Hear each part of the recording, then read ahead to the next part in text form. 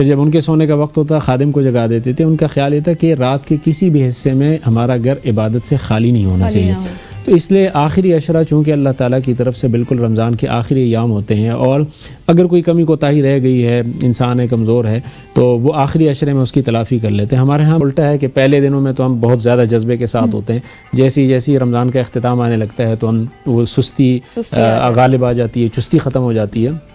تو اس لیے آخری عشرہ چونکہ بہت زیادہ قیمتی عشرہ ہے، اور اسی کے اندر جو ہے اوپر لیلۃ القدر بھی ہے، اسی کی وجہ سے اس پورے عشرے کو فضیلت دی گئی ہے، تو اس لیے اس کا بہت زیادہ اہتمام کرنا چاہیے. اصل جب میں اپنے ابتدائیے میں بتا رہا تھا تو مجھے یہ فیل ہو رہا تھا کہ ہم وہ تمام تر چیزیں کرتے ہیں جو کہ نبی علیہ الصلوۃ والسلام نے کی ہیں، یا پھر اس دور میں ہم اس کا الٹ کرتے ہیں. جس طرح سے آپ دیکھ لیجئے کہ سٹارٹ میں تو ہم کچھ ہی باتیں کرتے ہیں، لیکن آہستہ آہستہ ڈاؤن ہوتے چلے جاتے ہیں. اسپیشلی آپ نے کہا کہ آخری عشرہ ایک کلائمیکس کا عشرہ ہوتا ہے، اور یہاں پہ آپ کو بہت کچھ ملنے والا ہوتا ہے. آخری عشرے میں ہماری پرائرٹیز یہ ہوتی ہیں کہ ہم کسی دوست کی طرف افطار ڈنر کر لیں، کسی کو بلا لیں، کسی کی فیملی کو بلا لیں، نہیں تو کہیں نہ کہیں سحری بفے میں جا کے شرکت کر لیں. اور اس کے بعد پھر ہماری کوشش یہ ہوتی ہے کہ ہم زیادہ تر وقت اپنا مارکیٹس میں گزاریں، اور اپنے کپڑے لے لیں، اپنے جوتے لے لیں، فیملیز کے جوتے لے لیں، بچوں کے لے لیں. سو یہ جو آخری عشرے کی فیوز و برکات ہیں اس کو تو ہم پا ہی نہیں پاتے. تو نبی علیہ الصلوۃ والسلام تو آخری عشرے میں اہتمام کرتے تھے، اور وہ زیادہ تر اعتکاف میں ہوتے تھے. تو ہم آخری عشرے کو کیوں اس طرح سے ٹریٹ کرتے ہیں؟ ایسے ہی، اور یہ ایک افسوسناک صورتحال ہے کہ اس کے بارے میں ہم سے بہت زیادہ غفلت ہو جاتی ہے. اور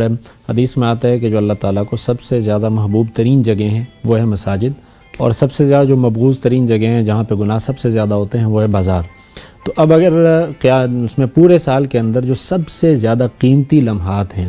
یعنی ان 10 دنوں سے زیادہ کوئی بہترین ایام پورے سال کے اندر نہیں ہیں، تو اگر وہ والے اوقات ہم جا کے مبغوض ترین جگہوں میں گزارتے ہیں اور بازار کے اندر گزارتے ہیں، حالانکہ اس میں ہمیں قدر و قیمت کا اندازہ نہیں ہے، ورنہ وہی جو خریداری آپ نے کرنی ہے وہ اگر آپ رمضان سے پہلے کر دیں تو آپ کے پیسوں کی بھی بچت ہو جاتی ہے، وقت کا بھی بچت ہو جاتا ہے، اور جو ہے وہ آپ کو بہت زیادہ خواری بھی نہیں اٹھانی پڑتی. پھر جو ہے نا یہ افطار اسی طریقے سے سحری کا ہے، تو یہ ہونا چاہیے، لیکن جب ایک چیز حد سے